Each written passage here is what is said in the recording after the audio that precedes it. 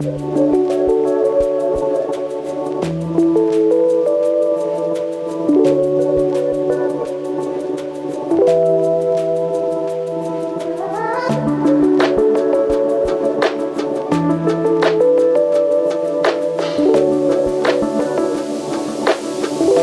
you briefly tell us about yourself?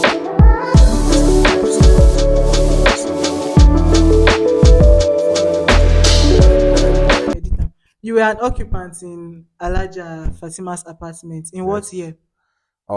We got the place 2022, no 2021, and we moved in 2022, and we left there 2023. Yeah, so that's 2 years. Okay. So, what factors influenced your decision to leave the hostel and stay off campus instead? Actually, I've never stayed in the hostel. Actually, I tried in 100 level to stay in the hostel, but I could not get an hostel accommodation.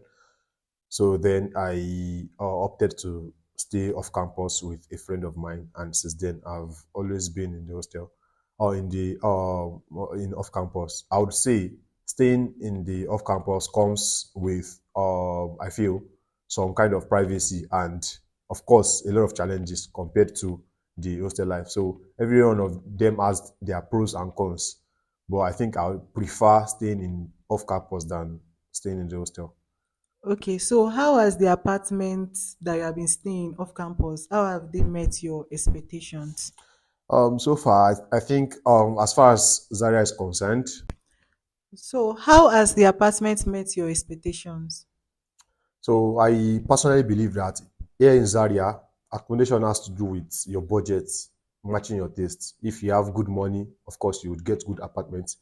But for average or low income earners, I feel like most of the time they get to um, they go for apartment that is just in their range of pockets. Most of these apartments are not always having water, and the security is barely just enough. It's just poor. For a good example is where I stayed that I just mentioned, Ajia Fatima's place. There's no water there, and the electricity there is just the area. Basically, the electricity is poor. So, and the security, though the house is well fenced, I just feel like the security is just OYO on your own, and that is how it is. Once students travel for vacation, nobody gets to be answerable for whatever the property that gets missing, and that is one of the challenges of staying off campus, especially within the Samaro axis.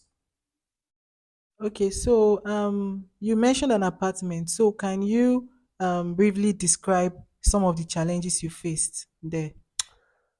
Um, One of the challenges I faced in that apartment one was the landlady herself, because she happens to be someone she lacks patience, to be candid, because getting the apartment was not through her.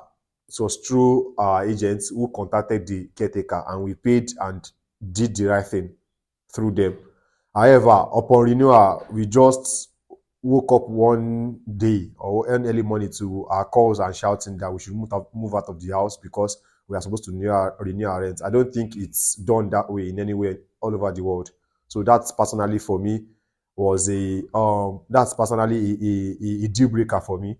And apart from the fact that the water there is really bad, even though there was one hydraulic pump beside the house, but still it's not serving us well.